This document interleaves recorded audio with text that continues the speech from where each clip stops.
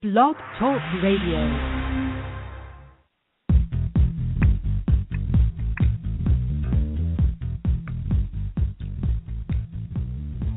You're tuned into In5D Radio, the next dimension in radio, where we bring you the hottest, in-depth, spiritual, metaphysical, esoteric conversations and news. Get ready for spirit, body, and mind to expand in 3, 2, 1.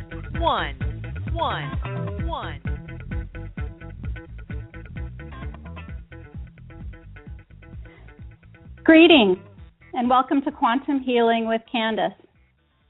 I'm your host, Candace Craw-Goldman. This program was created to assist humans in this rapidly changing world, and its foundation is based upon the late, great Dolores Cannon's work. So thank you, Dolores, for continuing to be here with us. And also thanks to Greg Prescott and Michelle Walling at in5d.com for making this show possible. With humanity's new understanding and acceptance of the quantum world and the role that consciousness plays in shaping both our individual and our collective reality, we have plenty of subject material. I am a full-time practitioner of Dolores' hypnosis method and had the honor and privilege of working with and alongside of her for several years. You can find out more about my practice at newearthjourney.com. And before we get started tonight, for those of you looking for a practitioner of Dolores' method, you may find these wonderful people at DoloresCannonQHHT.com. That's DoloresCannonQHHT.com. Also, if you'd like to participate live on the show tonight, please call in the U.S. this number, 646-716-8890. That's 646-716-8890. And we'll try to answer as many calls as possible. Tonight is Friday, November 13th, 2015. Yes, it's a Friday the 13th. And have you ever wondered why this has been considered an unlucky day? Friday the 13th occurs when the 13th day of the month falls on a Friday, which superstition holds to be a day of bad luck. And in the Gregorian calendar, this day occurs at least once, but at most up to 3 times a year. There are a lot of people that are superstitious about Friday the 13th. However, not very many have a full understanding of the significance of this day. It's been suggested that one reason that Friday has been considered an unlucky day is because, according to Christian scripture and tradition, Jesus was crucified on a Friday. And there's some other Christian stories that contain Fridays. They say that Adam and Eve, had their fall on a Friday. They say that the Great Flood began on a Friday. And the Knights Templar in the year 1307 on a Friday the 13th had many of their members arrested by Philip IV of France for heresy, blasphemy, and other crimes. So it's considered an unlucky day for those reasons. The actual origin of this superstition, though, appears to be a tale in Norse mythology. The day Friday is named for Frigga, the free-spirited goddess of love and fertility. And when Norse and Germanic tribes converted to Christianity, Frigga was banished in shame to a mountaintop and labeled a witch. And it was believed that every Friday, the spiteful goddess convened a meeting with 11 other witches plus the devil, a gathering of 13, and plotted ill turns of fate for the coming week. For many centuries in Scandinavia, Friday was known as the Witches' Sabbath, with Friday the 13th having an even deeper, more sinister significance. And of course, women have 13 cycles in a year.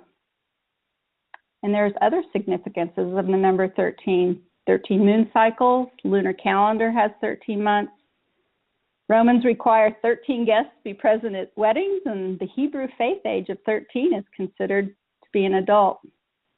So in fact, actually, Friday the 13th can be a very lucky day. Friday is also associated with Venus, the Roman goddess of love and beauty and fertility, and Friday is viewed by many pagans as the day to perform any magic-related areas of expertise, which love. The number 13 has been a magical number since the ancient Egyptians, the ladder to eternal life. They believed that there was 12 steps on the ladder to the eternal life, lasting life. So 13 for the Egyptians was associated with immortality and ascension. So yes, it is Friday the 13th, and tonight's show is an open lines show. And I invite any QH practitioner, anyone who might be QH, even a session with the great Dolores Cannon herself, to call in this evening and share your story. The number again is 646-716-8890. There's been a big interest in many of you as possible, but do know that we're going to do more open shows in the future. So if you don't get to tell your story tonight, you will have more chances in the future to do just that. So I thought I would start out this evening by telling a brief QHHT session story, not of my own, but one from the lovely Miera Yamaguchi of Zurich, Switzerland.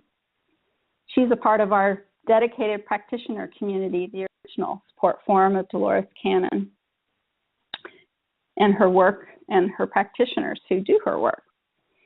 So here's what she writes in.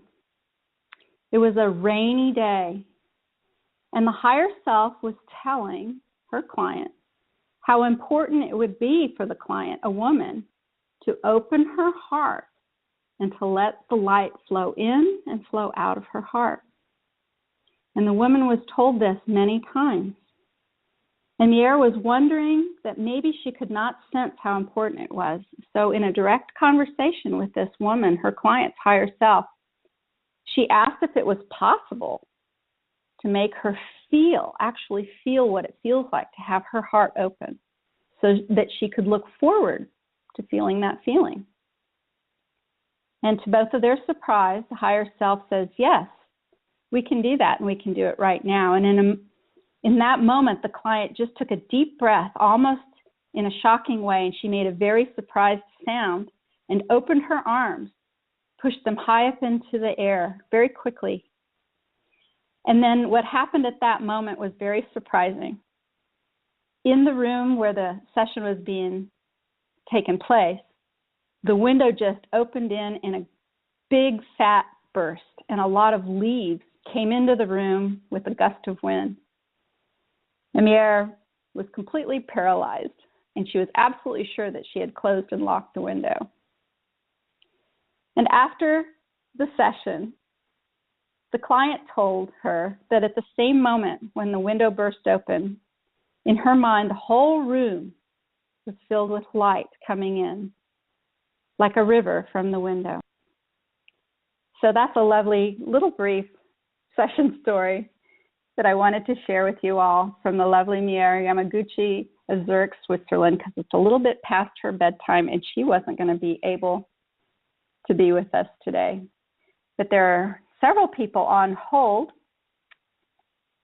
getting ready to tell their stories to all of you out there. And the very first person that I would like to welcome to the program is the lovely Georgiana DiCarlo, and she lives in Pennsylvania.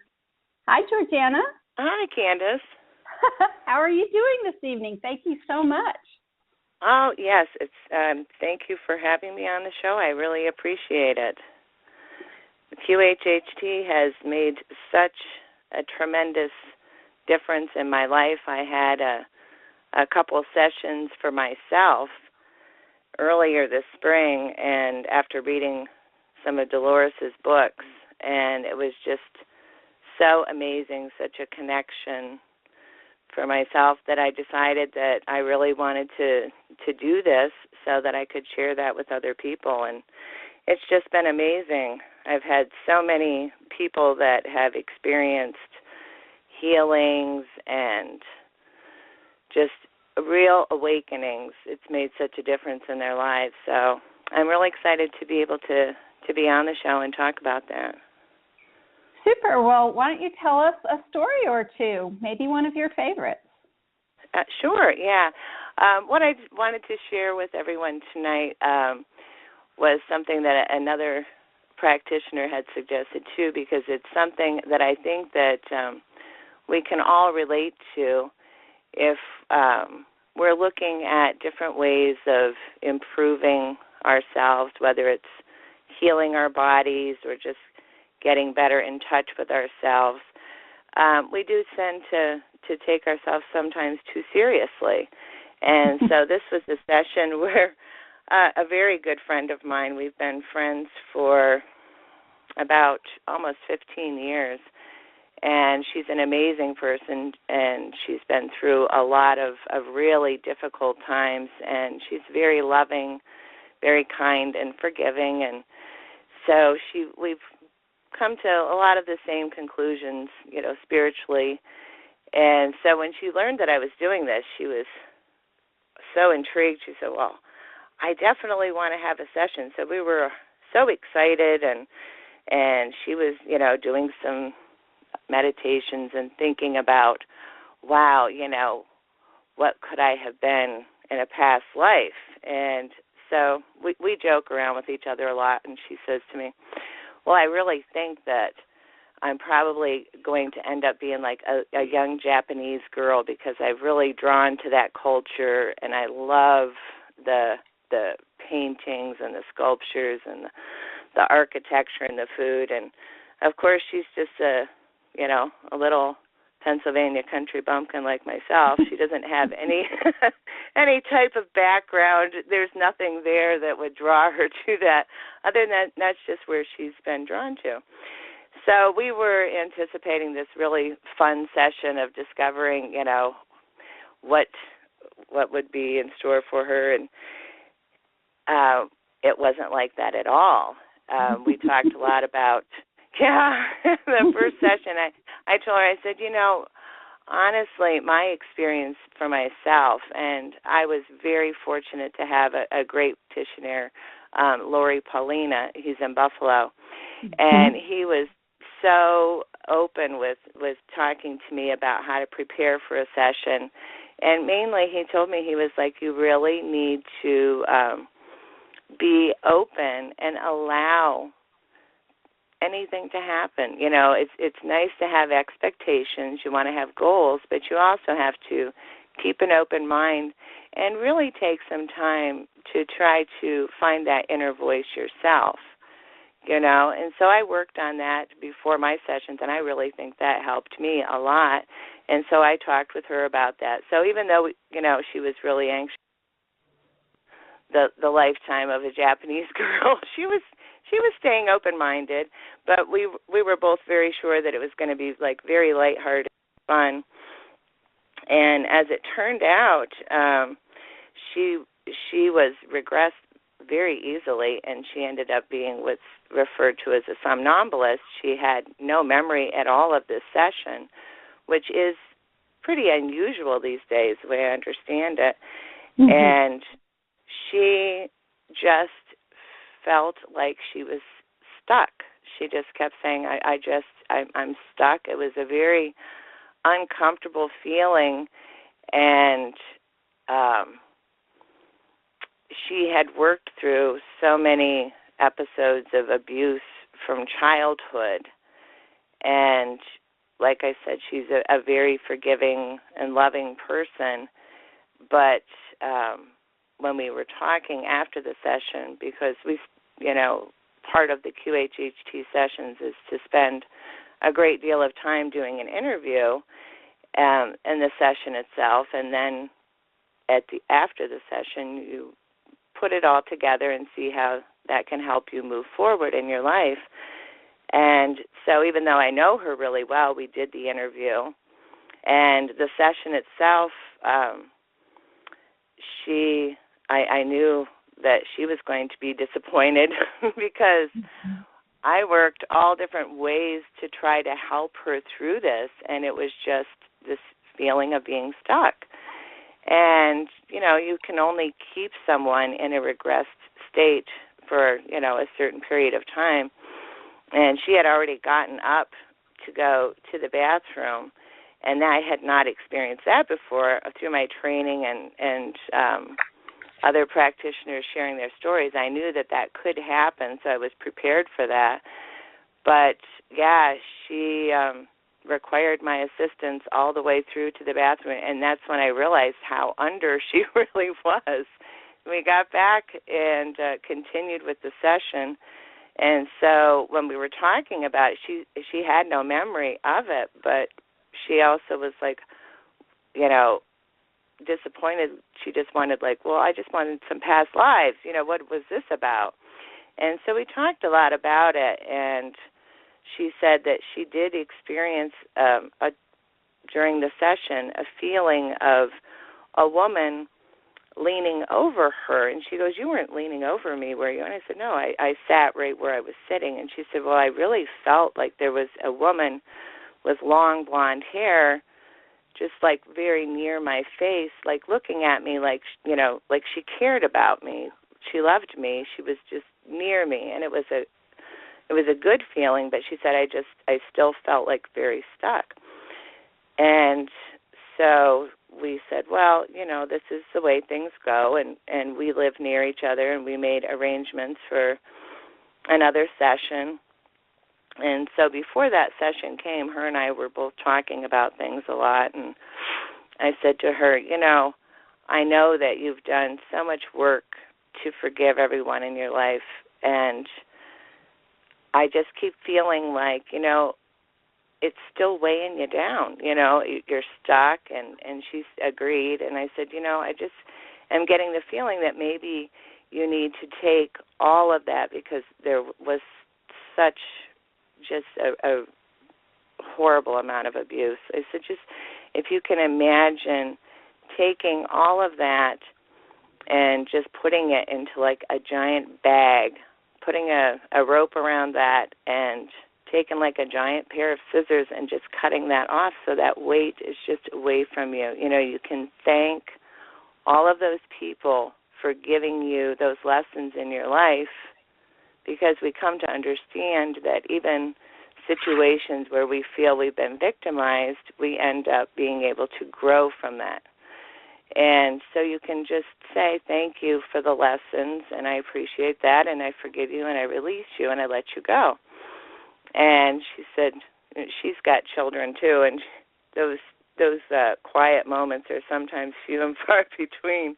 But she happened to be taking a ride in the car, and she said, well, you know what, or she was planning to, and she said, well, you know what, I'm going to be in the car for a while, and I'm really going to do that. I'm going to imagine that. And she did, and she said, well, she was going down the road, she just imagined that, she just released all of that.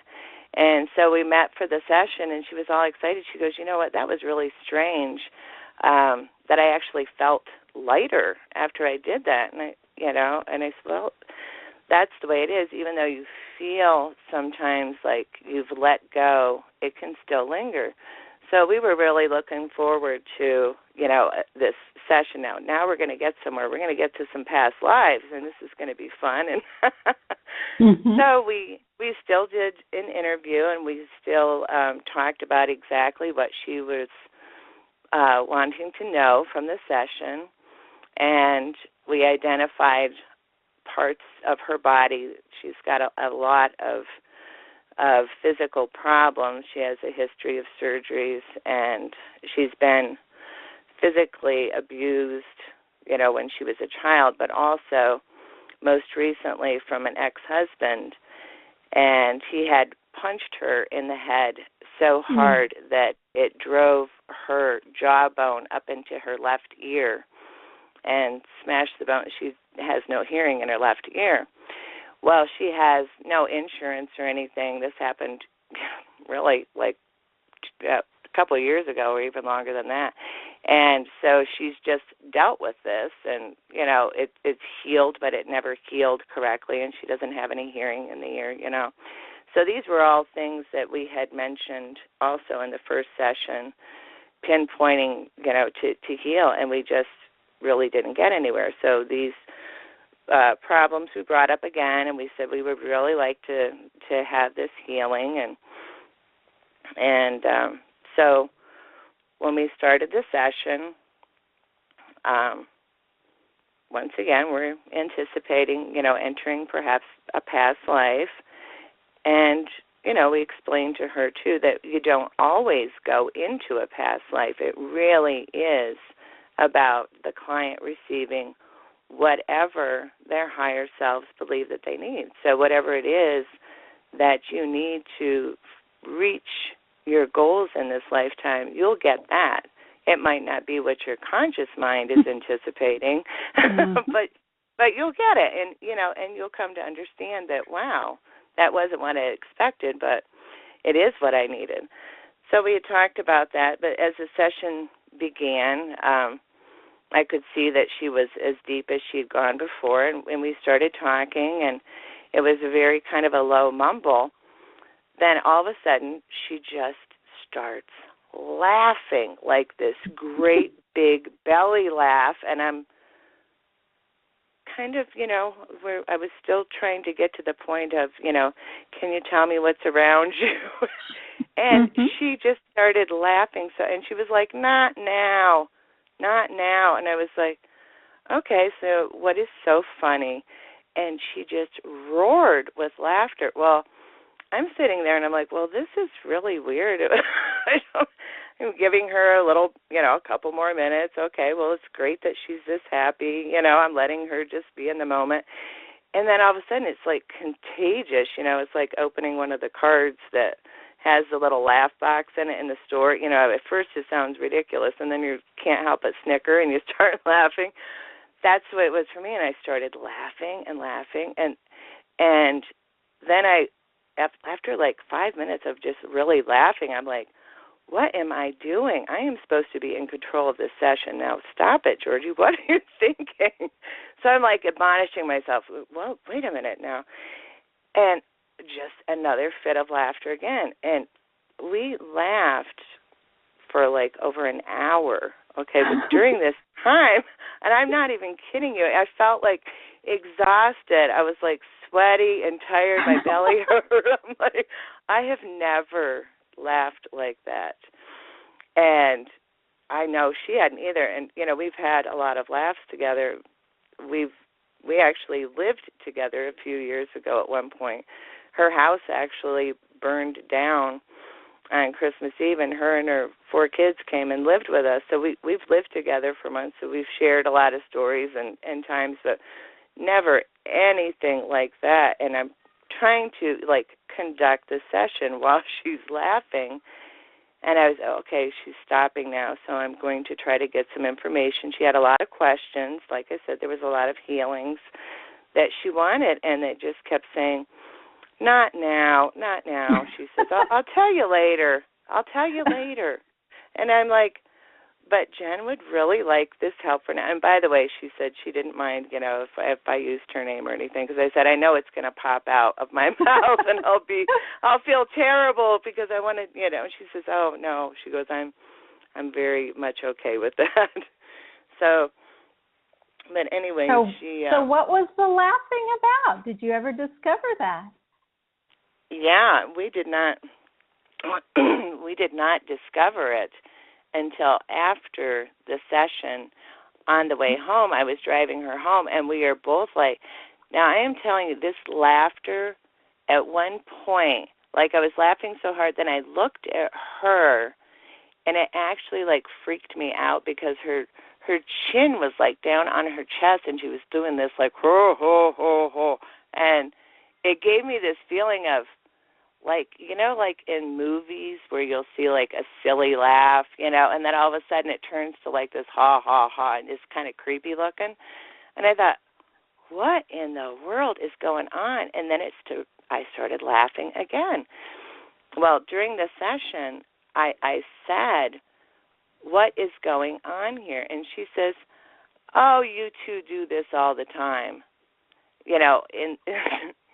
Her higher self is saying this to me, oh, you two do this all the time. And I said, no, we don't. We've never laughed like this.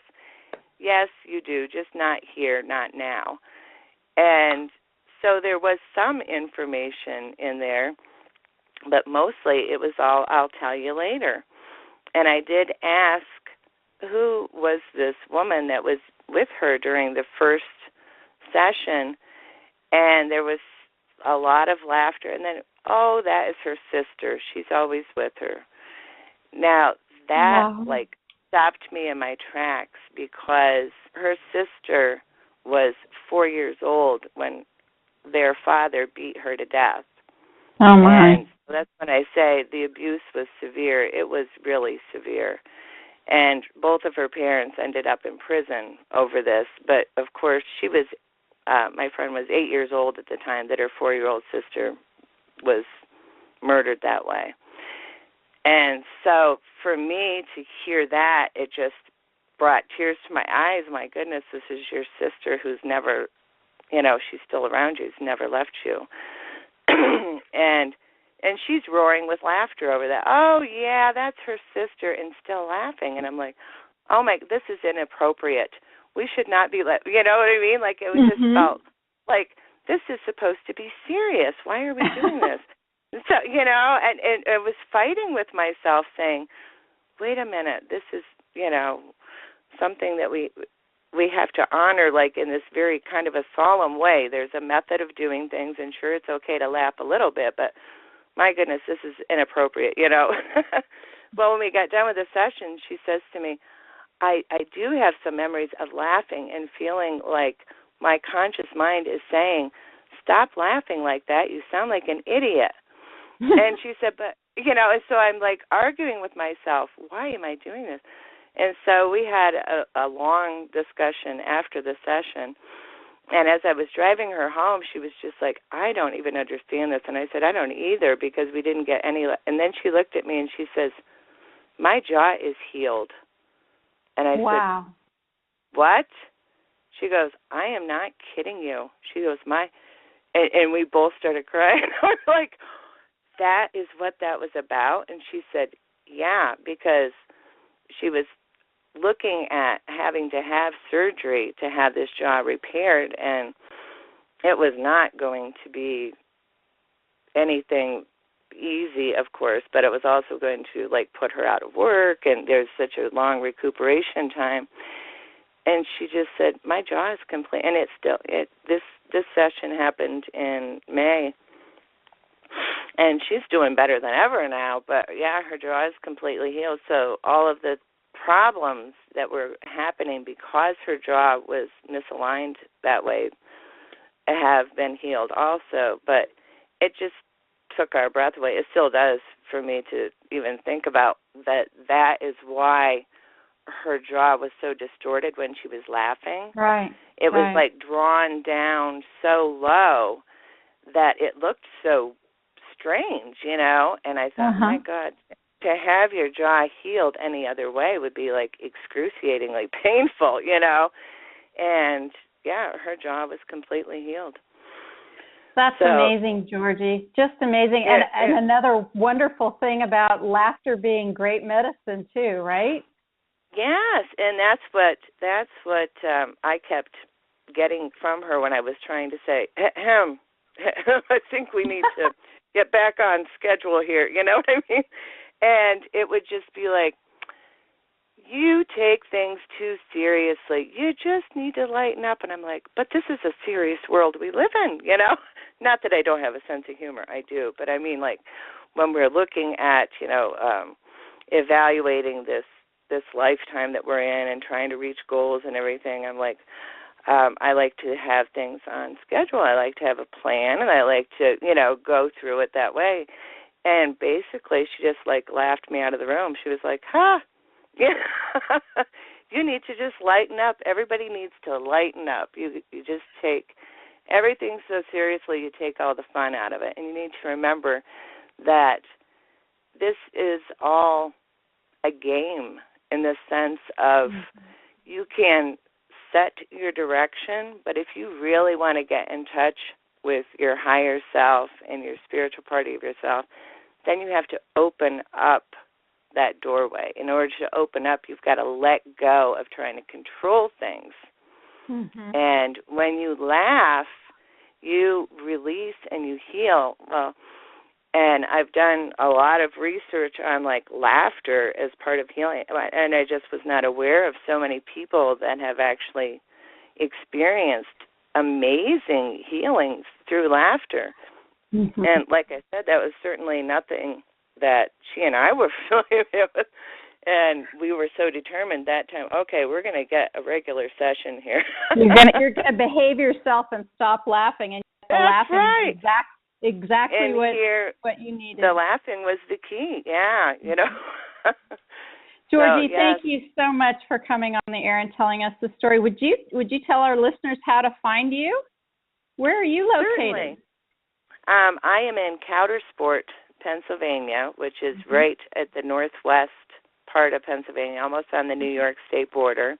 Mm-hmm. But I do have a website, if anyone would like to visit that. It's QHHT Georgiana DeCarlo, which is GeorgianaDeCarlo.com. Oh, super. Thank you so much for taking some time out of your lovely Friday the 13th evening to talk to us, Georgiana. Really, so kind of you. Thank you. Thank you. Okay, have a good night, Candace. Talk to you later. Bye-bye, Georgie. Okay, bye-bye. Oh, well, isn't that amazing? Really a wonderful session from a really lovely, lovely woman. And we've got several callers waiting in queue, so I'm going to just pick the next one. And we have Suzanne Franzen now, and she is in Hawaii. Hi, Suzanne. Oh, Candace, I'm so thrilled to be here in Hawaii and there where you are. Hold on. Suzanne, we've got you on a couple different things. I'm gonna click over onto your telephone. I think you're connected in two different ways. Let's see. Yes, I did. I didn't want to miss out. There you go. Well, if you would turn your computer on mute, we'll be able to hear you a little better.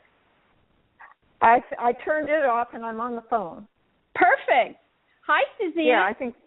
Hi. Well, it's only about 3:30 here in the afternoon. Bright, sunny, lovely day in Hawaii. Well, welcome to the show, Suzanne.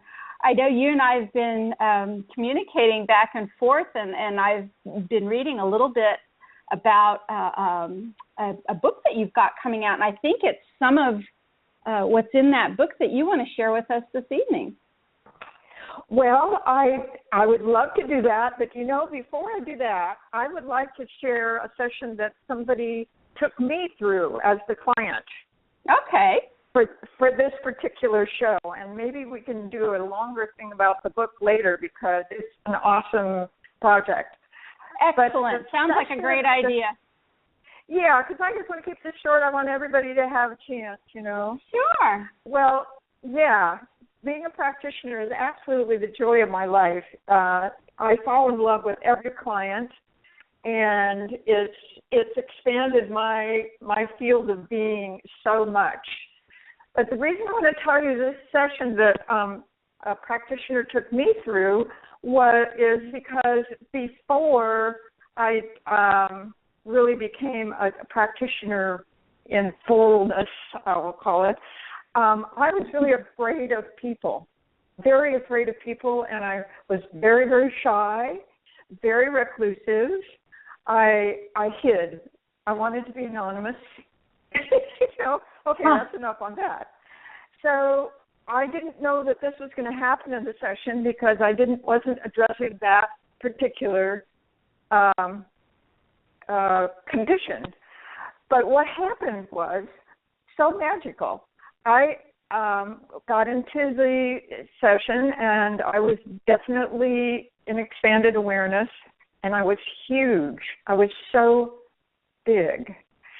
And then I was taken by my higher self to the earth, and I felt myself having to contract, become smaller and smaller and heavier and heavier.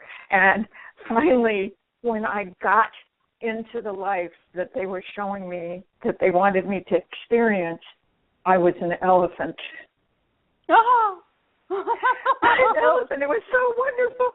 And so an elephant in our viewpoint is big, right? But I had to contract and become so small to get in the elephant. So anyway, what happened then was we had a wonderful lifetime. I loved being an elephant. I loved the feel of my ears flapping, and I loved the companionship of the other elephants, that we were a tribe, and we all took care of the babies together, and we didn't have ownership over the babies. It was wonderful. And so, yeah, that was a really lovely thing. We communicated telepathically. We were very much love beings, and it was a great life. But what happened was, at the end of the life, the white man came, the hunters, and we had no clue about them. We didn't know about them because they had never been a part of our reality. And when they shot us all and decimated our whole family, it was so horrific to me that that's where I completely shut down and brought into many lifetimes after that a lonesome life, an alone life, stay away from people, they're dangerous, you don't know what they're going to do. It threw our tribe of elephants into total chaos when they started shooting us. Wow. So, yeah. So what happened in the session for me, though, was the release of that. Once we got to the place where we said, higher self, why did you show me that life? That was really awful at the end. And they said, well, because you made a mistake in calling forward the trauma at the end of the life. What we wanted you to know was how wonderful the life as the tribe of elephants was.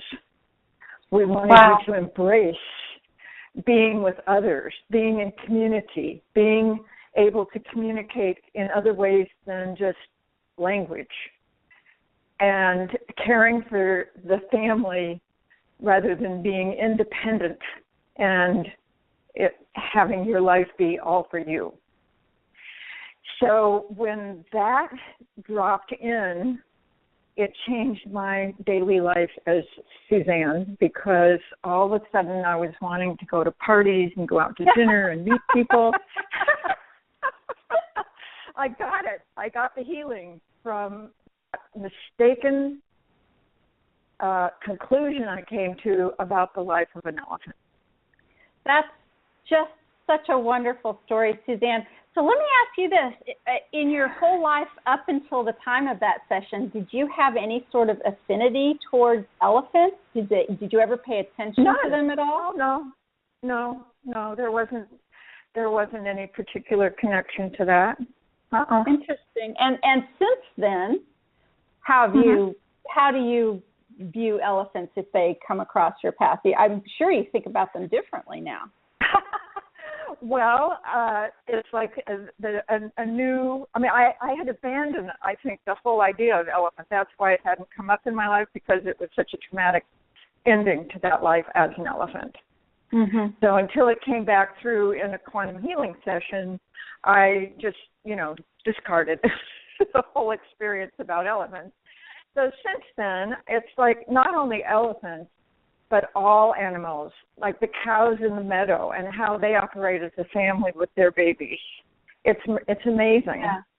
And even our pets, how I'm just much more connected with all animals now, with all of life, I would say, everything in life. All the people. Really, and the memories that you have, like you say, the ears flapping and some other things. So I just love this so much. I just love animals so much anyway. So this is fascinating to me on many levels. But may I ask just a few more questions? So like sure. when you're in water, taking a bath or swimming, I know you swim in the ocean, don't you? Do you ever think about, I do. about elephants in water when you're doing those kinds of things. I'm just wondering how much this session has stayed with you. Well, the main thing that stayed with me about the session is the mistake I made in abandoning humanity and people. And then I keep coming in as a human being and then not wanting to be a part of anything having to do with human beings because they're very dangerous, right? Was how I was before. And now it's such a liberating thing. The elephants themselves, I would just, anytime if they walked out and came and knocked on my door, I would be embracing them. But I don't feel a need. There's no need anywhere to connect with them or do anything about them. Or, sometimes I hear stories of things that are happening to elephants in Africa now, and I'm sad about it because some human beings are still not aware of that's another yourself. It's another myself. And how could I possibly harm something that is me? Yes. And so I think that's the impact of having and getting to see yourself or feel yourself as another being, that you can't dishonor them after that. Beautiful. What a beautiful story. Well, thank you so much. Thank you. Is that what you wanted to share with us tonight? That's what I wanted to share, and I know we'll have another chance to do about the book and the quantum healing client that I had that was so fantastic. I love you so much. Thank you for all you're doing, and I'm looking forward to hearing other people's stories. Oh, thanks, Suzanne. Thanks for taking time out of your day to give us a call and tell us about your wonderful elephant session. Have a good afternoon. Yeah. Thank you. Thank you. Bye-bye. Bye, Suzanne. You can find Suzanne Franzen. I didn't ask what her website is, but she's in Kauai, and you can find her listings on our main website, Dolores Cannon, QHHT.com. That's Dolores Cannon, QHHT.com. And the next lady up is the lovely Lorraine Tilson. Hi, Lorraine. Hi, Candace. How are you? I am great. I am in Kansas City, which means I get to go out to dinner every night at restaurants and eat amazing food. We had we had a tapas dinner tonight. It was just phenomenal, and I'm having a lot of fun up here for the weekend. So I'm having a great time, and this has been a great show so far, and I'm really happy to finally get to talk to you and hear your voice. Well, thanks for having me. I grew up in Kansas, so I know exactly what you're experiencing. Did you? Now, where in Kansas did you grow up? I grew up in a small town called Wetmore, Kansas, and it's north of Topeka. Wow. So yeah, that's up in the northern parts, not exactly where I am in the southeast, south central part, but no, you're in Wichita, but my ex-husband is from Lyons, Kansas, which is very very close to that. Yeah. So what story do you have to share with us this evening, Lorraine? Yes, well, thank you so much for letting me be on the program. I want to share a story. So I've been a registered nurse for the last 25 years, and I did a session with another registered nurse that I used to work ICU with, who's just a spectacular human being. And what's fascinating about this is her session came right after I'd been reading one of Dolores' books called Convoluted Universe, Book 1. And she recommends that you read these in order. So she recommends that you start with Custodians Beyond Abduction and then move into Convoluted Universe, Book 1. And I agree. I think that is the best way to start. And when I had been reading this book, I was fascinated with the story of Bartholomew, where these lights in the spirit world, we were being instructed that when they came down into the earth, they could go into many bodies at one time, and they were able to brighten them up to help them so that their life on earth wasn't so dark and difficult. And this person that I had this session with, this female nurse, who's almost 60, and she was somnambulistic, which, people should know that not everyone goes into that state, and that state, means that when they come back from the session and you're sitting out talking about it, they don't remember any of it. So it's a fascinating state of mind. And as a matter of fact, she had gotten up a couple times to go to the bathroom, and at one point when she had got up, she literally saw the boots that she was wearing in a past life. That is how deep into trance that she was. Wow. Yeah, I know, it's amazing. So she started out, and her session, in these sessions, people can pop around a lot. So she went into her current life as a child and reviewed some of the issues that they had as a family with an alcoholic father and a brother, and a fight that they had, and then moved into a friend had a sister who was murdered when she was in the woods carrying her kayak, and that had actually happened. And what's interesting is when in the pre-talk that she and I were having, she kept rubbing between her shoulders, right below one of the shoulder blades. And after this, during the session, what came up is she saw this girl being killed in the woods, and that this darkness was able to appear and disappear. And she was very fearful when she saw this. And then often as in these sessions, they will hop around. And then she's in another life where she's a female who's very strong. And these were the brown boots that she actually saw in that life, and that she saw when she got up from the bed to go to the bathroom in my house, which was fascinating.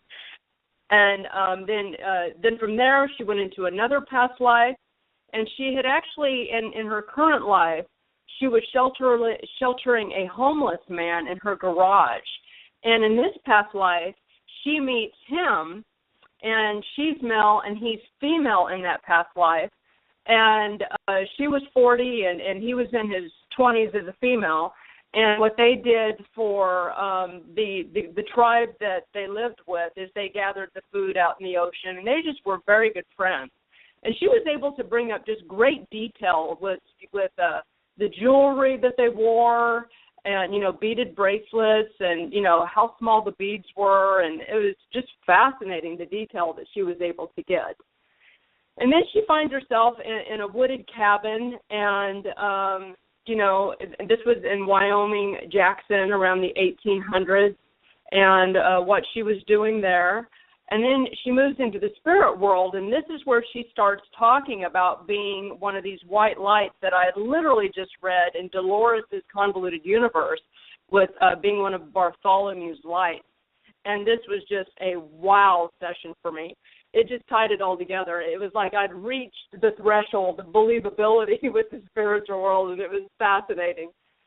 And wow. So we talked in detail about how she goes into someone and what that means, and how she helps them, and what would happen if she didn't go into them, that their lives wouldn't be as bright. And that she goes into these people because their thoughts need to change. And she is able to literally help them, change their thoughts in the world. And this then starts changing their outer world. And I can tell you for certain that this is what this person has done for me. And then, we call in the higher self, which we call the subconscious. And it asked, why she was shown all of these different lives. And it just told her exactly why she saw all of these things. She went into her family stuff of origin, because that was their lives and not her life. She went into as the strong woman in the woods because that represented strength, and it was important for her to see this.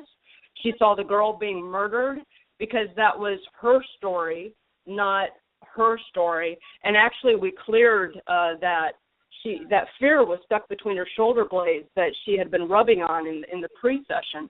So that showed up actually to be cleared in this session, and it was. And then, wow.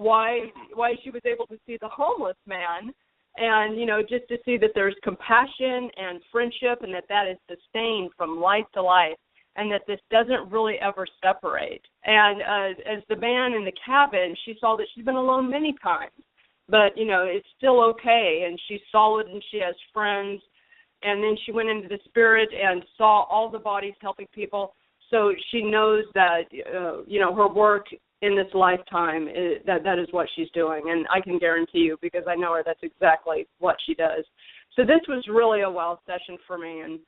And thank you so much for allowing me to share it with everyone. Oh, you're very welcome. So do you have another session? I thought there might have been two you were talking about wanting to share. We've got time if you have a second one. Oh, okay, sure. Another session that I had is with a young man who's actually from Mexico, and he's had a very suffering life. He was abused by his father, and then just also a lot of sexual molestations when he was younger also. And he's having a great deal of difficulty when he came in for this session. So he first sees himself as a male soldier in Mongolia, and he's watching as these men go through a village, and they're raping women, and they're killing people, and they're burning villages. But he's also seeing himself as his higher self, shaking his head, like, what are they doing? And then he goes into the next life, where he's sitting outside in a body of water, and he's making fun of pretending to meditate, and he realizes that he's an actor. And in this life, he's very promiscuous, and he dies young, as he doesn't really fulfill his role as a great actor. He gets stabbed on the left side of his body by a stranger who was robbing him. And then he moves into the spirit world, and he's greeted by another part of himself that's watching him high up on a cliff. And his higher self is shaking his head, you know, watching things in both lives. And then he's greeted by his higher self, who just gently touches his face, and he hugs him, and he realizes that he's loved. Then he goes into another life where he is, you know, watching gazelles eating grass, and then he's hunting. And then he gets married, and he's 19 and she's 17, and they're very, very happy. And he goes away and he's hunting, and when he comes back, the entire tribe is dead from a disease. Their skin was red and swollen, and they had giant blisters and fever and vomiting, and they died finally when they couldn't breathe. So he burnt all the bodies, and he had 3 children who also died, 2 boys that he knew from his current life, and then 1 girl. And so he wanders for a long time, and he just almost loses his mind when he meets a medicine man and studies with him. And the medicine man lives alone, but he helps people in a village nearby. And I asked him, how did he help heal you? And one of the things that he made him do was he made him work hard physical labor to distract him from his mind and his pain while he healed. And he also used like drums and feathers to call his spirit back to his body, which was in fragments. And he taught him how to focus his mind.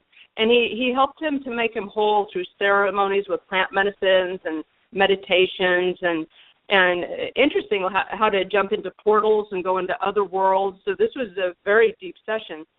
And then it took him about 7 years to heal. And I said, well, how did you know that you were healed? And he said, because he was able to enjoy life again. And so he became a great healer. And so he traveled all around and was able to heal other people also. And then so once again, we asked the subconscious to come in and, why was he experiencing all of these things? And the subconscious, just talks about, that it's not true that people have to suffer anymore, that's an old program, a very old program that people have been carrying for a long time, and that we are loved, and there really is no more need for suffering in that way. And what was interesting was that going back and rereading these, because these have been a while since I've done these sessions, I went ahead and copied this and sent this to my friend again. And he had forgotten about it, and he had not been listening to it again.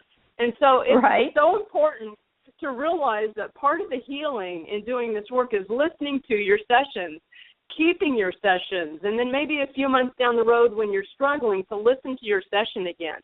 And he was so thankful that I sent that to him again, because he said, oh, yeah, I forgot. That's true. I need this right now. And so these sessions are really profound. I myself have had 4 sessions by other QHHT practitioners. And in one session, I actually am a man currently now in Los Angeles. And that is just what is so mind-boggling about this work. And you're not that far from there. You're in California yourself, so you ever think about maybe running into him down there, huh? Oh, that'd be great. But he is suffering from post-traumatic stress disorder from some work that he did in the military. And what's so fascinating about that is I've had constant thoughts about helping people with post-traumatic stress disorder. So we are far more amazing than what we have any idea. We are just amazing, and we are awakening to this. So I thank you so much for having this show. I so thank Dolores for developing her work. It's so profound, and I'm so lucky to be a part of it. Yeah. Well, thank you so much for calling in, Lorraine. You know, I've always said, I even said this to Dolores before she passed on, we're only scratching the surface, even though she discovered so much and made so many profound, realizations and discoveries of her own. There's so much further for us to go, and it's just expanding in an incredible way. And I thank you for being part of our community and helping others. How can people find you? Yes, you're so welcome. How can people find you? Sure. I'm in Sacramento, California, and they can find me on my website of energyhealingandhypnosis.com. And I also do energy healing work, and I'm just continuing to expand, and it's so exciting. It's a very exciting time in my life. Oh, how wonderful. So thank you, Candace. I'm so thrilled to know you. I'm thrilled to have you on our team. Thank you so much, Lorraine. And thank you. I'll talk to you on the forum. Bye-bye. Bye-bye. Thank you. Oh, lovely, Lorraine Shilson. Well, before inviting our next caller on, I thought I might share one of my own favorite stories, QHHT case study of my own, a session that I had several years ago down in Austin, Texas. And I had this lovely woman contact me, and she described that the reason she wanted to have the session was that she was a healer on her own. And she said she thought she was a good healer, and she'd helped many clients have happier and healthier lives. But for some reason, she couldn't seem to heal herself. And she'd been attempting and trying many different things, many different ways, many different modalities over the years to help herself, and she hadn't been successful. And this was a lovely woman, and I'm just going to call her Lisa for this story, but it's not her real name. And she came into my office in this lovely flourish of scarves and crystal jewelry. She was a sweet woman. She had an air of peace about her. She really exuded a vibration of love. She very much was somebody who helped others in a big-hearted way. And as soon as she walked into the door, smiling, grinning broadly, I just knew we were going to have a great session. She had amazing energy. Now, this woman was in her mid-60s. And she was a practicing Reiki and primarily a crystal healer in a large metropolitan city. And she had a very busy practice. And she had happy and satisfied clients. She had a lot of friends, and her life was pretty good. Her biggest issue was her physical condition. And so her story was this. She was the first child in her family. And she'd been born severely prematurely at a time when our medical profession was just not adept at saving these little babies. She was born at around 28 weeks gestation, and she only weighed about 1.5 pounds. And her mother was also traumatized during the birth. And the doctor and the family did not at all expect the baby to survive. They were mostly focused on the mother during this time. Lisa was told she was actually put into a shoebox and set aside, just aside to the room because nobody thought that she would live while everyone else attended to her mother. And her mother did survive, and when the doctors and the others bothered to look into the box, they realized that Lisa was still alive as well. They really were very surprised about that. But Lisa, of course, lived because she lived into her 60s. And as an infant, Lisa had a lot of trouble breathing. She was born very early. She was a sickly baby. She caught every illness that came around. Her lungs were scarred. They never really worked correctly. She had severe asthma her entire life, and she was taking various medications. She had inhalers, but they just weren't working anymore. And to add to these complications, she actually lived in a city known for its pretty dirty air. And she had a raspy voice and kind of some labored breathing.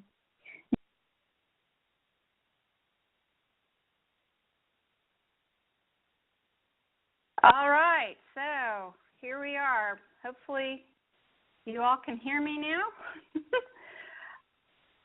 Do we have audio? If somebody in the chat room could let me know if we have audio. Okay, there we go. All right, well, thank you. I have no idea what happened. The other connection remains. It says everything's fine on the other connection, so thank you all for letting me know. I don't know where I cut off. So I wanted to finish my story about Lisa. So we were talking about the fact that she was taken back into a past life as a crystal healer in Atlantis. And she was able to connect with herself as a healer there and experience herself as a healer and see herself use these amazing crystals and all of these lights and help the people in her community. And so after experiencing that life, we then asked the higher self why we were shown the Atlantean life. And the higher self explained that she'd been a healer in many, many incarnations, and she was continuing that experience in her current life. And so then I asked the higher self, the subconscious is what Dolores called it, but we asked the higher self, why was Lisa born so early? Why did she have the breathing challenges that she did? And the answer was really surprising, and that's why I really love this story. It was such an amazing answer to hear, and it made so much sense. So they said that the scarred lungs and the limited breathing were a planned event in Lisa's life, and that this disability acted something like speed brakes in her life. She was such a powerful healer that if she would have had all of her energy, all of her capabilities in place during the 60s and 70s during her prime, she would have had difficulty being accepted for her talents in her family and in her community and culture at that time. So the asthma and the diminished lung capacity slowed her down so that she would progress gradually as a healer and have smaller healing achievements and discoveries over time than if she was completely healthy.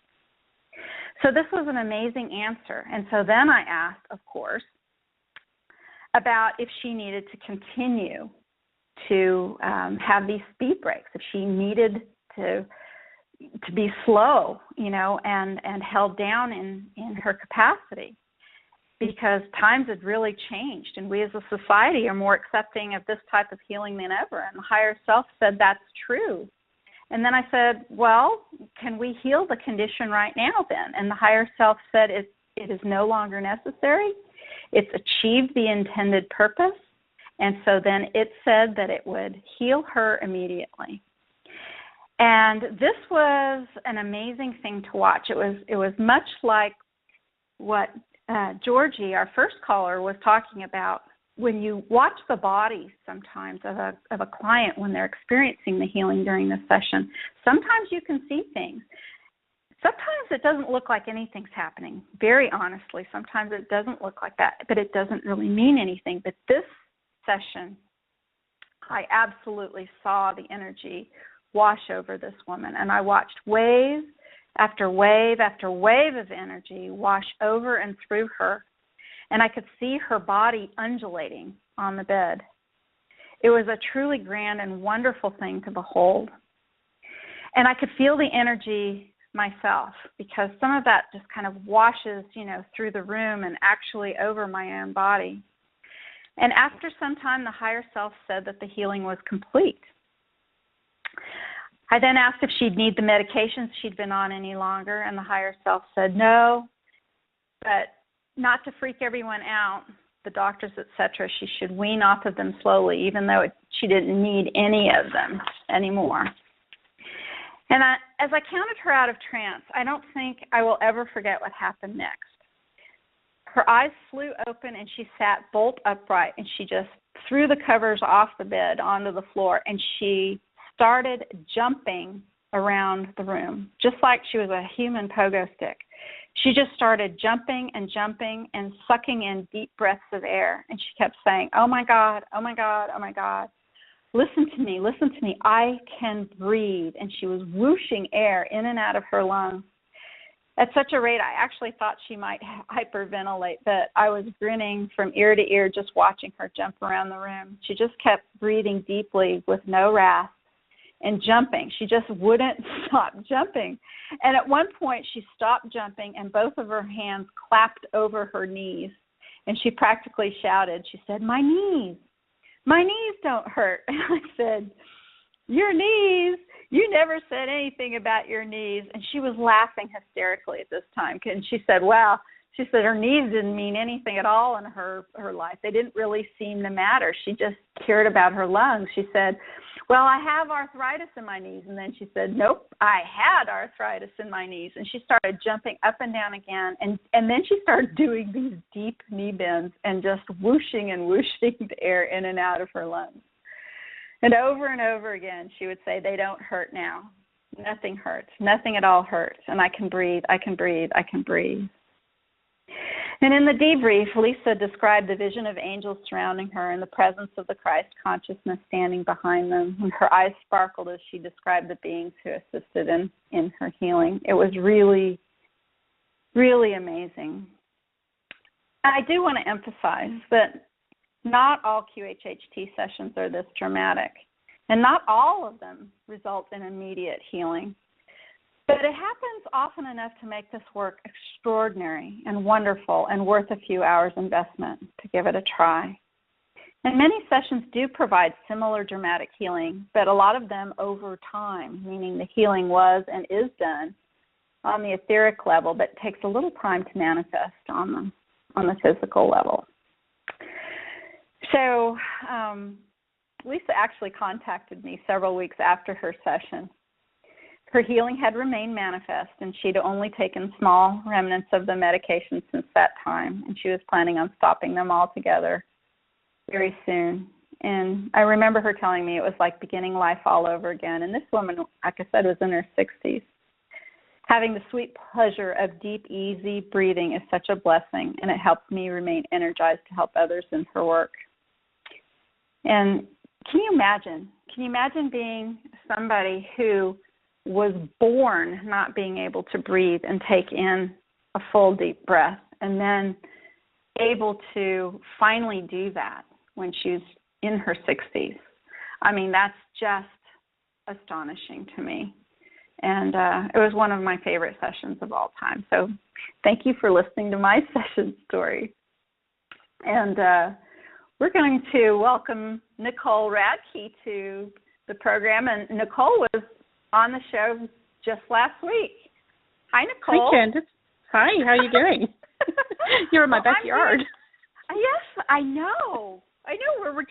We're right here. There's several of us right here. Actually, earlier today I thought maybe I should just have a party and have some people over, but the day just went by so so quickly, and it just didn't happen. And thanks for joining me again. We talked just recently, but please share a new session story with our listeners tonight, Nicole. Well, I absolutely loved listening to your story, and it's just amazing to me the things that happen in a session. I have a really quick story that's kind of unusual. I had a young guy that came in. He was about 26, and he experienced himself as a ghost. Wow. In his past life. And it was such a fascinating story, but he was newly married, and their little baby was about 2 weeks old by the time that he came to see me. And basically, he was just curious. He'd always been experiencing things through his life, and so he just did it out of curiosity. But he did have a lot of anger issues and a lot of anxiety. And the past life that came up for him, when he came into the scene, he was standing at a baseball field, and he was watching a game. And I had him look, what he's wearing, so I can see, what the time period that is. And he was wearing blue jeans and a T-shirt, and he had a ball cap on, and there was people in the stands, and the game was going. And he walked off to the side. There were some woods on the side, and he walked off, and he kept feeling like he was looking for something. He was looking for somebody. And at the same time, he felt like somebody was following him. It was this real bizarre kind of feeling when he was explaining it. And it kind of scared him. And what ended up happening, he reached a ravine or a cliff, and somebody pushed him off the cliff, and he died, broke his back, and he died. After he left the body, he was kind of floating in the scene. He experienced himself still, seeing himself the same way, still wearing the same clothes, except he could tell he wasn't in a physical body. And he kept looking for his daughter. He would go into different buildings, different stores. It seemed like it was in a town or in a city. And he kept looking for his daughter. And when we got to the SC, we found out what happened. And the person that shoved him off the cliff was his wife in that life. And they didn't get along, and their daughter ran away when she was about 12 years old in that life. Didn't want anything to do with him. And the mother of the wife was so upset that she ended up killing her husband. Wow. Well, the interesting thing was that the wife in that life is his wife in his current lifetime. And that daughter was the new baby that they had just had 2 weeks prior to that. Oh, my God. And all his anger issues and the anxiety that had been plaguing him for the last year of his life, especially after they had gotten married, everything made complete sense to him. And had the SE told them that, they have a chance to kind of do it again, and there's some karma aspects to it or some agreements that they have to work out. And he's going to have some issues with the daughter to work out in the future, but really gave him a lot of things that explained, where the anger and the anxiety came from. But it was fascinating that in between part, he was kind of just roaming around and didn't realize that he had died. He tried to interact with people. Nobody would interact back with him. But to him, it just seemed like life was normal, except nobody would speak to him. So it was fascinating. It was a short session that we had. Didn't really remember anything of the session. Very interesting. He was a good candidate, but it was fascinating. And so during this time when he was just wandering around, because he didn't know what his state was, I guess you didn't really either. So you didn't know. No. The only thing that we could tell from when we were exploring the scene is he kept feeling like somebody was watching him, somebody was behind him. It really concerned him, and he didn't know who had pushed him off the cliff. And even when he left the body, he couldn't make out the features or who it was. It's almost like that information was hidden. It wasn't revealed to him until the SC told him and kind of filled in some of the blanks for him. And I think that's important with any session that you have, is to not try too hard to fill in all the information if it's just not coming. Right. Sometimes you have to ask the SC to fill in some of the missing links or the missing information. Sure. So you can analyze the information before, as you're getting it. Excellent. Well, thank you so much for thank you. It's nice telling us. Nice to tune in again. Thank you so much. I do appreciate it. And Nicole, remind everyone how they can get a hold of you here in the Kansas City area. They can reach me on my website. It's naturalpathways.co. Okay. Yes, you're closer. You're St. Joseph, right? That's right. That's not that far from here. No, about an hour. Yep, there you go. Well, thanks again. I do appreciate you taking some time out of your evening to speak with us. Thank you. Good evening. Okay, bye-bye. All right. Oh, goodness. Okay, there we are. So thank you so much again, all callers and listeners, for listening to these amazing stories. And I've got one of my favorite people on hold now, and I want to bring her on the air right now. I know she's got tons of stories. I'm looking forward to hearing what story she might want to tell us today. And what I'd like to do now is welcome my dear friend Marilyn Dyke to the program. Hi, Marilyn. Hi. Can you hear me? Hi, sweetie. I can hear you. We had a little technical difficulty earlier, but I think we're up and running right now. Thank you so much for calling in. Oh, it's a pleasure. I was just listening to these fabulous stories. I mean, you just can't hear enough, can you? Nope. They're just great. They just don't get old, do they? You never know how. You never know what the punchline is or how things are going to work out, and just when you think you've heard it all, you really haven't. No, I know. Yeah, and just in working, with my own sessions, you think, I've heard just about everything, and then I listen to you guys, and it's just totally, I haven't had any experiences like that. It's just completely different. So this is really good, a great way to share. It is really a great fun way to share. So Marilyn has a wonderful practice in Vancouver. What story do you have to tell us tonight, Marilyn? Okay, well, this is a story actually I blogged about and put on the forum a couple of years ago, and it's the blog is a chat with Jesus, intervention on free will and healing and memory wash. And this was just a lovely person. He was just very, I would say he was so ready for this session. It was, you could see how everything was just unfolding so beautifully for him. And I'll just touch on what I blogged about, because that was not what I'm going to talk about now, because it was just after he went through the past life, he found himself sitting on a bench talking to Jesus.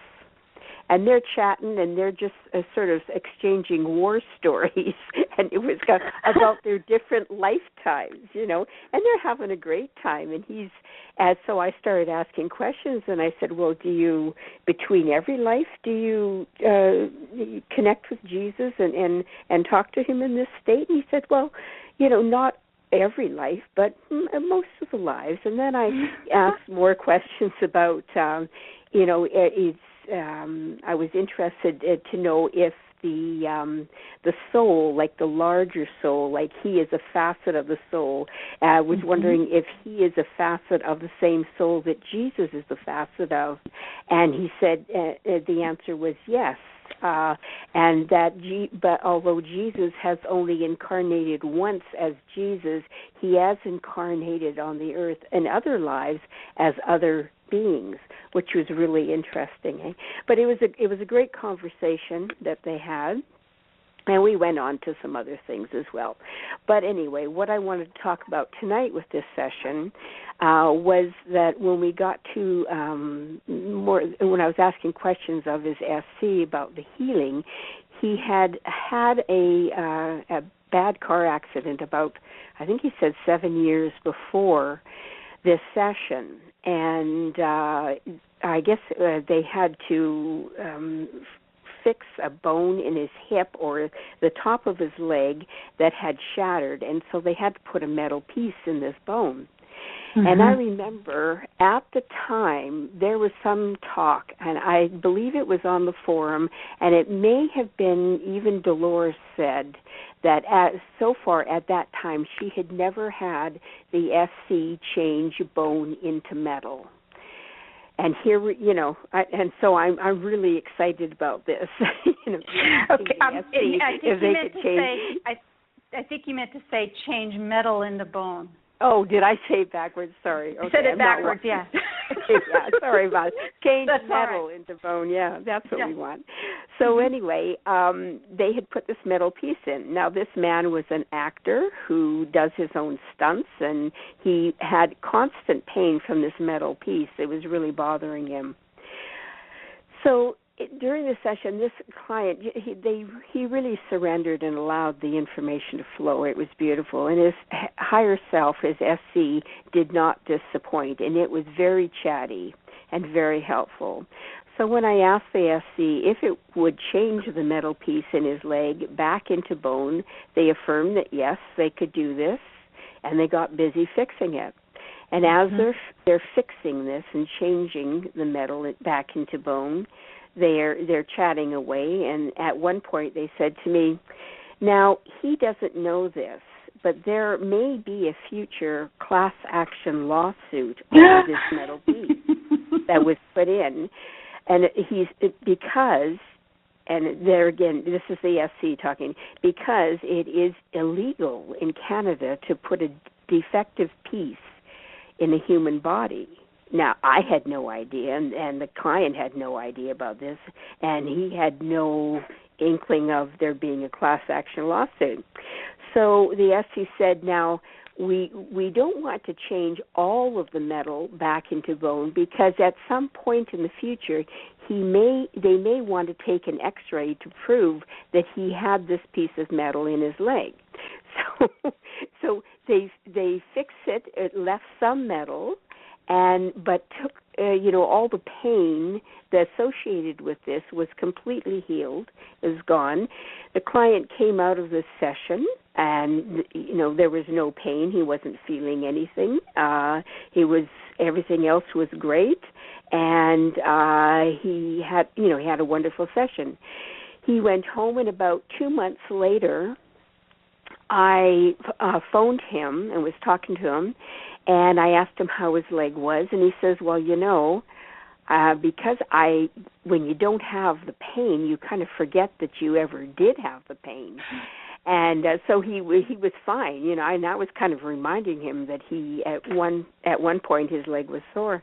And he said, in fact, the other day I was walking by the mirror in the bedroom, and I noticed this red mark on my leg. It was about 1 inch long. And I got up close to the mirror, and when I took a look, I realized that that's all that was left of a 12-inch scar. So not only did the SC heal, change the metal back into bone, but they also healed the scar. And he had completely forgotten. That's amazing. That's so really amazing. Beautiful. Yeah. And how amazing too that the higher self is so pragmatic that it could possibly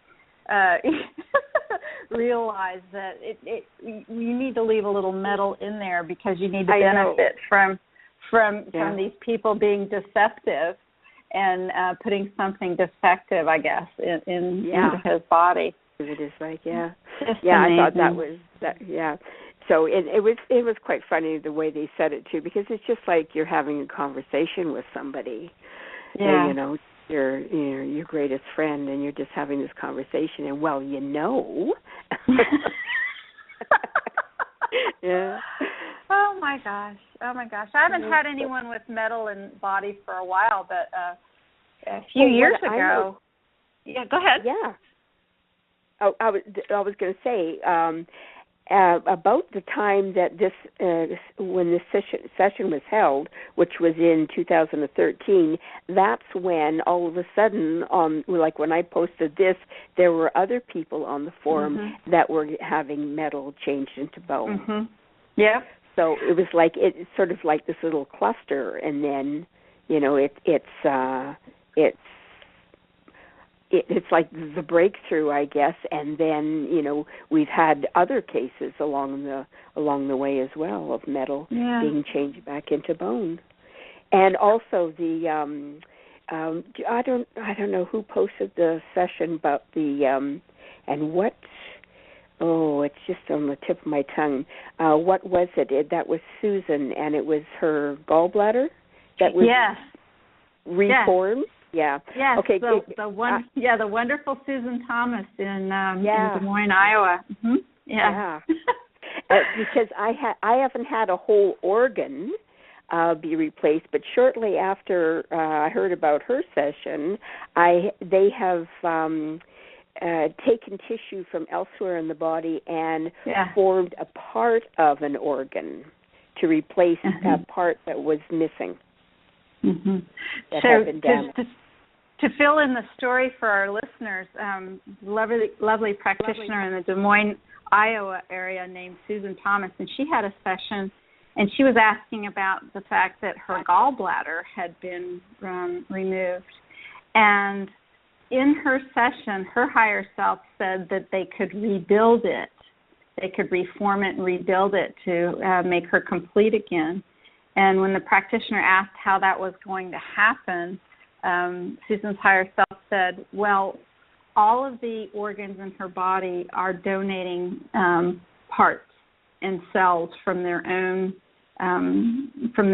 self. So pieces of themselves, they're donating as a group to be able to reform and recreate the gallbladder, which is a beautiful session about the recreation of the organ for her. So thanks for reminding me of that one, Marilyn. Yeah, it was a beauty. It was a beauty. I wanted to touch upon something else you said too about the clusters, because I had not one, not two, but three in the space of just a couple of weeks. People, all women, who had metal parts in their bodies as well. And it tends to and this has been a couple 3 years now that this happened, but it tends to really happen that way, where they kind of cluster together like that. And I remember after my third session, calling over to Dolores' office, and she had just herself had one herself, where somebody had come in and the higher self said that they would replace the metal in the body with bone and tissue. So, I think it was probably happening all of us at the same time, or nearly the same time. It just seems to work out that way for some reason. Yeah, it's interesting how that happens. And quite often when I check onto the forum, things that have happened in my sessions are, something new is showing up on the forum, and it's also showing session. So it is really neat how I don't know if that's the the frequency shift is to a point where something like this can happen, or because really what the SC can heal everything.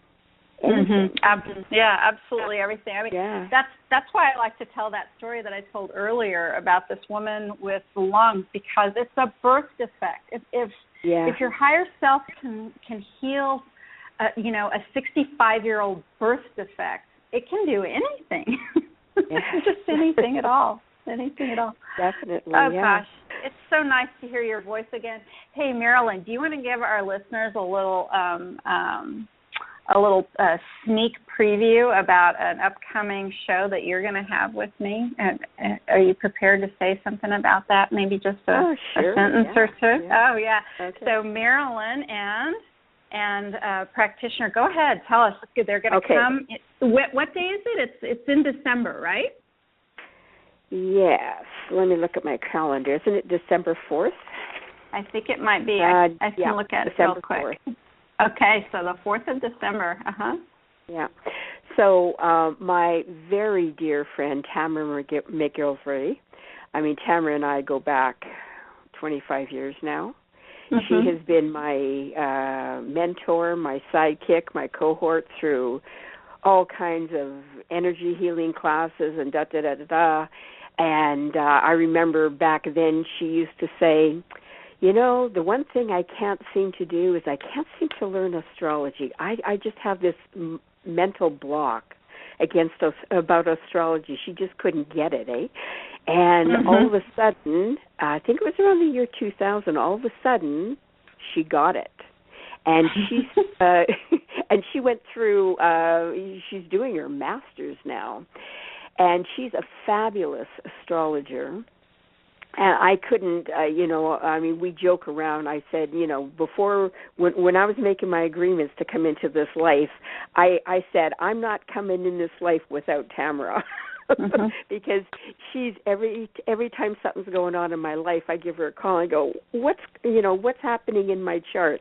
And she just lays it right out. It's just amazing how all the pieces are there. Anyway, Tamara, my dear friend Tamara, is going to come on the show, and she's going to discuss Dolores Cannon's birth chart, her astrology chart, and to sort of, and when you see it, when you look at it with an astrologer's eyes, you can really see why Dolores was so persistent and so detail-orientated, and, she just never gave up, and she so thorough, and, she just, and so public as well. It's all there in her chart.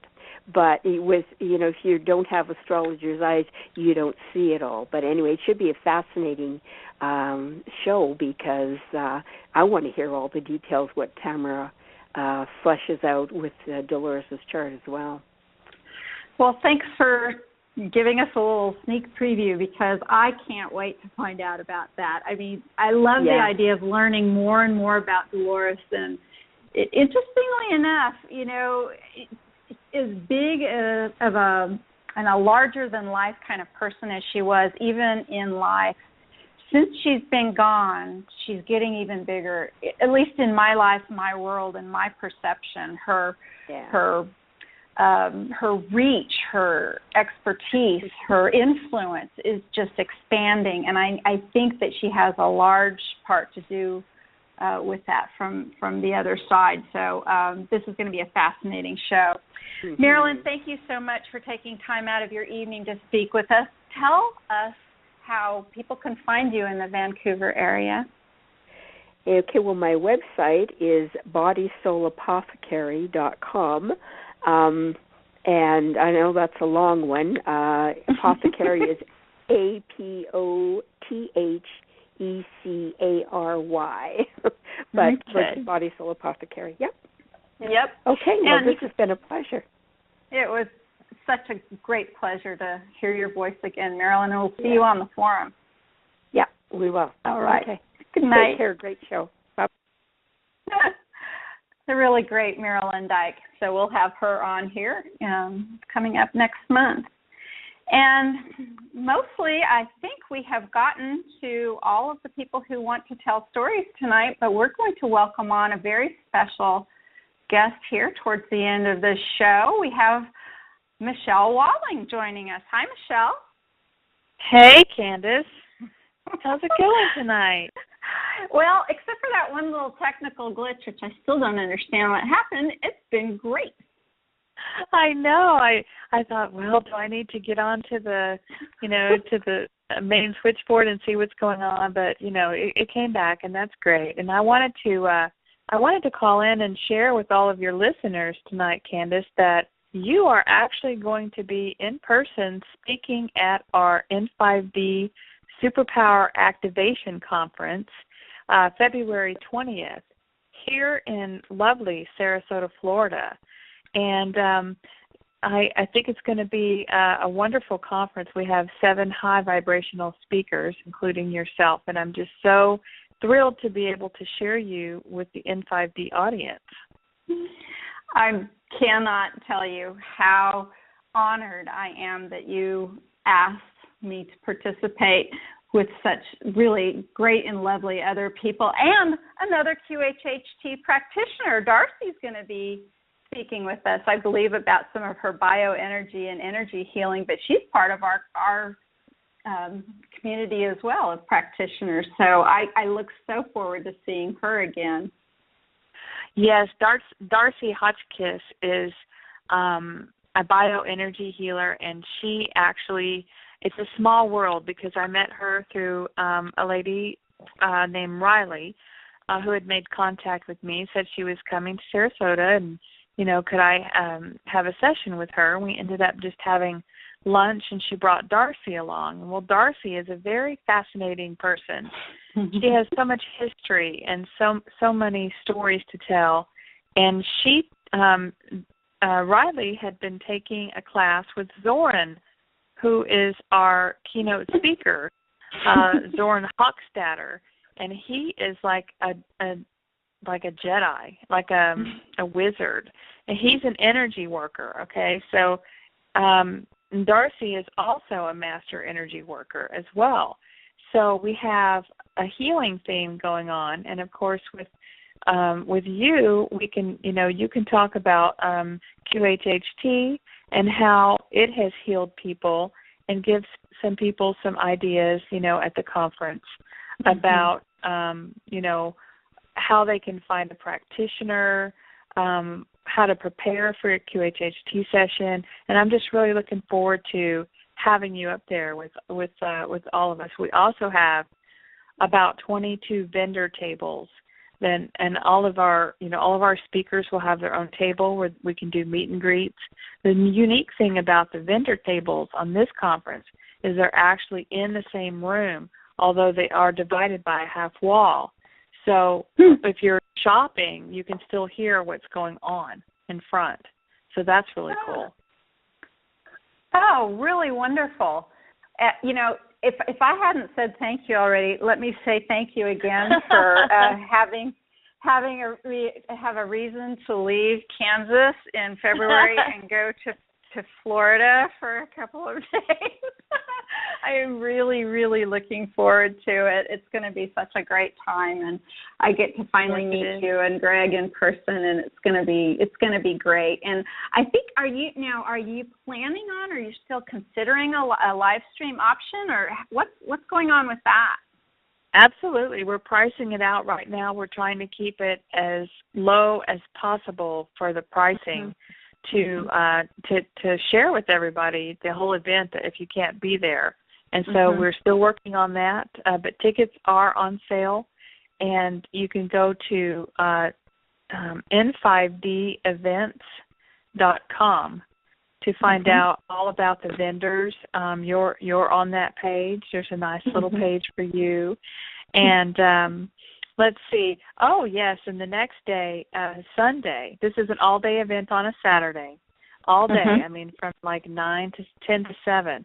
But on Sunday, we're also having a free meditation meetup on the beach, and we're calling it the Harmonic Emergence. And we're having this about 2 hours before sunset. We're going to join hands and get into a circle or several circles, several concentric circles. We're going to send healing and love to the planet and everyone on the planet, and to the solar system, galaxy, and universe. And then we're going to do a little sun gazing, and then every Sunday night on Siesta Key Beach, they have a free drum circle. So we're all going to sit around the drum circle and just enjoy the rest of our evening.